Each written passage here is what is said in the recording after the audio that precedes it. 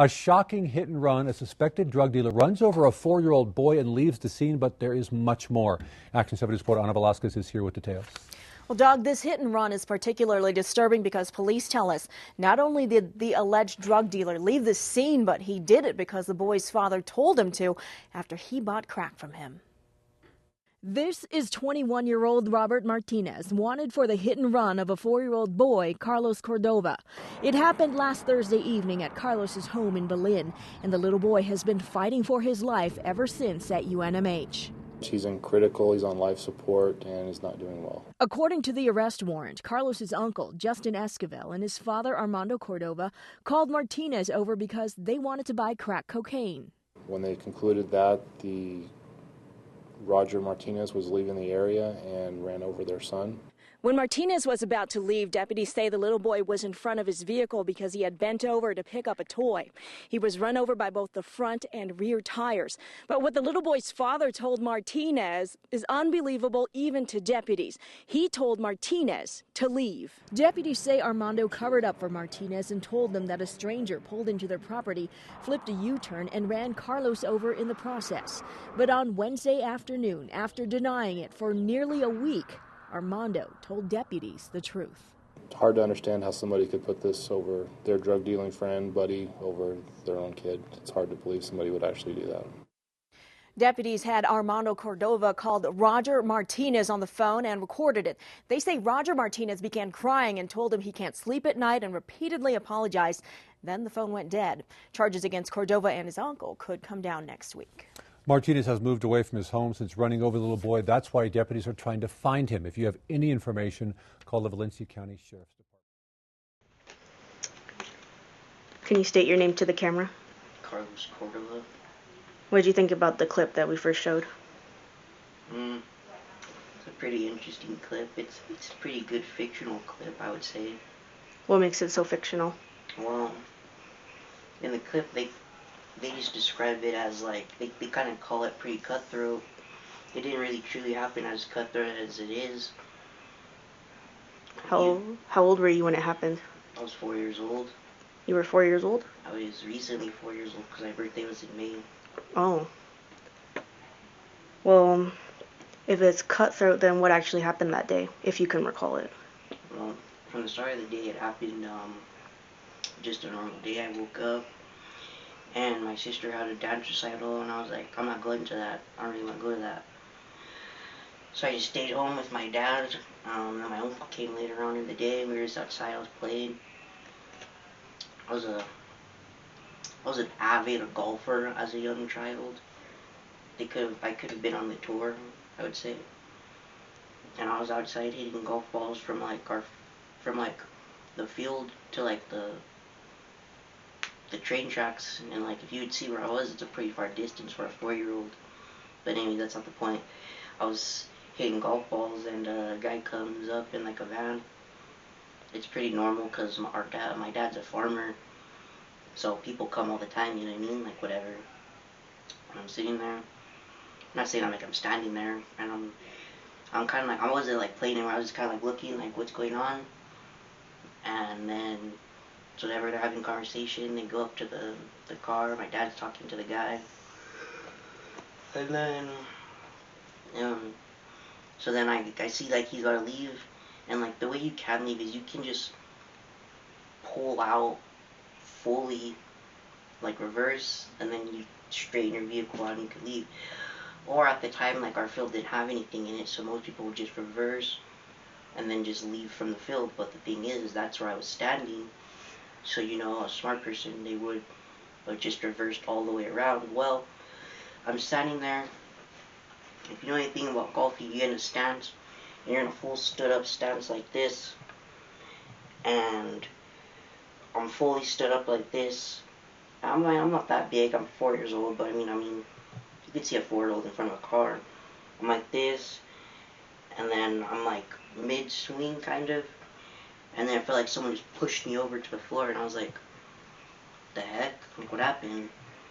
And like, I roll over to my back, and I'm like looking around, and like, I don't like feel nothing, and I don't feel like my body. I'm like, what's going on? And my dad and uncle, they bolt over to me and they pick me up and they lift me up and they run me inside to the house and they lay me on the floor and they're calling 911. And then as I'm laying back on the floor, I'm like laid over like this. And I look to my right and I could see my mom and my sister both walk into the room and see me laying there, like basically lifelessly on the floor. But as I say, as they named it as cutthroat as it is, if you read the article about me, well, they distinguish it as, they kind of made it seem like it's just poor boy got hit by while careless father wasn't paying attention. But if you want to make it careless, they didn't even name the guy's name right in the article. So if you were to look up his name, you would get brought up false people's names that don't have any association with me. The only association in that article is my name, obviously, and my dad's name. But there's two other people in that story that nobody talks about the most, and it's the guy that did it and my uncle that was there. In the article, they named the guy that did it maybe one time, and then they just referred to him as his last name, which I think is dumb. They should use his full name so that people know who it is and what's going on.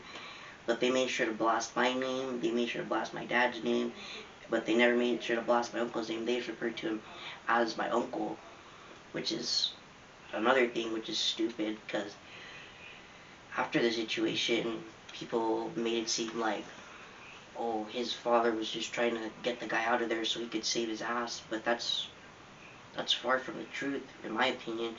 What happened was, they say that he told the guy to leave to cover his tracks, but what he did was he told the guy to leave because why would you have somebody stay there after such a thing just happened? He said, get the fuck out of my yard, bro, before I do something to you. Because, well, what would you do in that situation? He just hit your 4-year-old son while you weren't looking.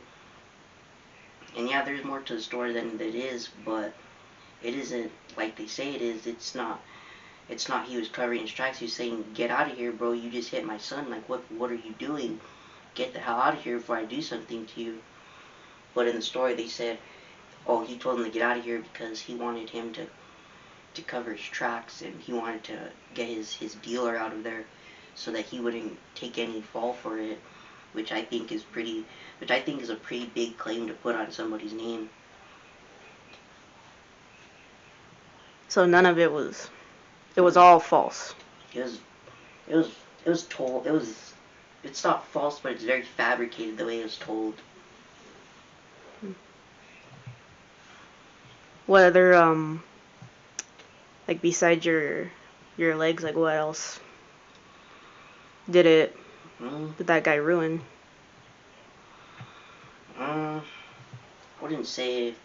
I mean, you could see my throat here. Yeah, I have like a hole for like it was like they called it trach, and you have to like, you needed to like breathe and like for like a while. I was only in hospital for 3 months, thankfully. But those are the worst 3 months of your life. And I mean, I think I had it for maybe like a couple months after, but when you go shower, you have to put a cap on it, and it's like basically like holding your breath while you're in the shower. It's weird. It's like you breathe like this. It's like having like a cap on like your throat or something, basically. And then like if you see it, it's just like it's like a cap and then like a thing going through it. And imagine that in your throat. It's just like that in your throat. And then I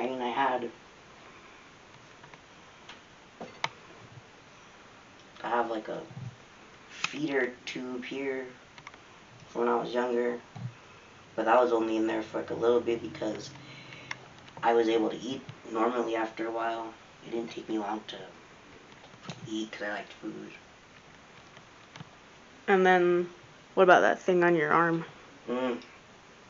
I lost all feeling throughout my left arm. This isn't a cause of it. This is just a cause of like, once I lost the feeling in your arm, you kind of just like, you don't think about stuff. There's things I could like be mad about, and I could be all pissed off about, but there's no point of that anymore.